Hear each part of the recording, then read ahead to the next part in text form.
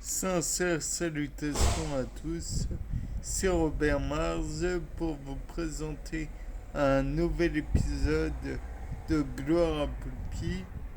Donc, comme vous l'avez vu précédemment, j'imagine, il y a à nouveau ce fameux champignon qui est revenu, d'ailleurs, qui s'est écrasé pour aller dans une autre case.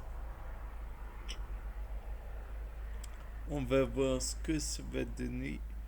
Toujours est-il que sinon j'ai mis un pépin, voire même deux, mais je ne sais pas où est le deuxième. Peut-être enfoncé un peu plus profondément. De comment de Citrus sinensis, le citron chinois, ou je sais pas quoi, le citrus chinois. En gros, une orange. Donc j'ai mis de l'orange dans un pépin, voire même deux d'orange dans cette case. Et j'espère donc hypothétiquement avoir ne serait-ce qu'un germe de cet oranger, ce pépin d'orange. Bon, on peut avoir des doutes quand même. De plus, comme toujours, vous l'avez vu, je mets des noyaux de prunes, de tout ce qui est possible et imaginable.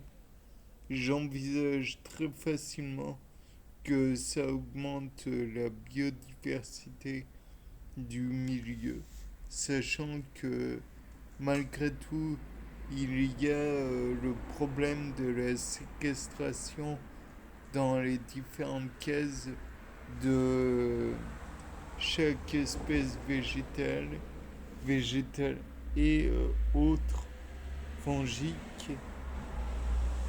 espèces fongiques.